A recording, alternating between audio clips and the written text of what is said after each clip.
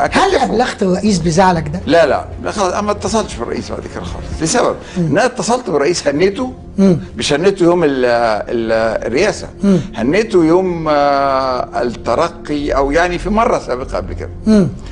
وكلمت الاخ عباس كامل. وذكرني بنفسه، او يعني حاول يذكرني بنفسه ايام ما كان في فرع الملحقين، واحنا كنا بنروح اختبارات الملحقين وبتاع، يعني الاخ كده. وفي موقف بعد كده حصل موقف غريب كده مع الناس بتوعي من ضباط ادعوا انهم مخابرات، رحت مكلم عباس واللي هرد عليك فورا لان الموضوع كان كل ده قبل انتخابات الرئاسه. كل ده قبل انتخابات الرئاسه. ابان كان المشير عبد الفتاح السيسي وزير الدفاع. لا بس كنا خلاص داخلين بقى في داخلين في مرحله الاعلام. كلمت بعد كده عباس كامل ما ردش عليا. عباس كامل ما ردش على احمد شفيق مره واثنين وثلاثه. شيء مدهش. ما يمكن مشغول، يمكن مش عارف نبرتك. لا يمكن حاجات كتير. لا يمكن ايه يا فندم، يمكن ازاي يمكن، يعني مش في ناس بتسيب مذكره. يعني انا استشفيت منظر ما ريحنيش ان انا ما يتقاليش تعالى يوم 3 اجي اشارككم في الاحتفال اللي انا بنيته معاكم هنا. كل كلامي في الاوضه دي كان على دور القوات المسلحه بتاعها هيبقى ايه؟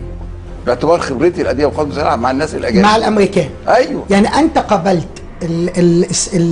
قابلت هنا مسؤولين الامريكان هنا. المسؤولين الامريكان هنا. ايوه، ودعمت رؤيه انه ما فيش حاجه اسمها انقلاب وما فيش حاجه اسمها مش عايزه كلام. طبعا هنا طبعا.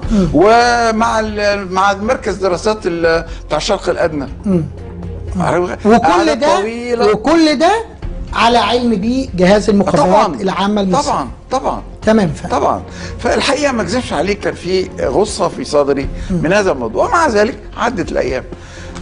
اكلم عباس كامل ما يردش عليا، ايه الحكايه؟ ازاي يعني؟ ازاي؟ وانت عارفك انا بتكلم ليه؟ وحتى لو بتكلم على شيء اعتذر عنه خلاص.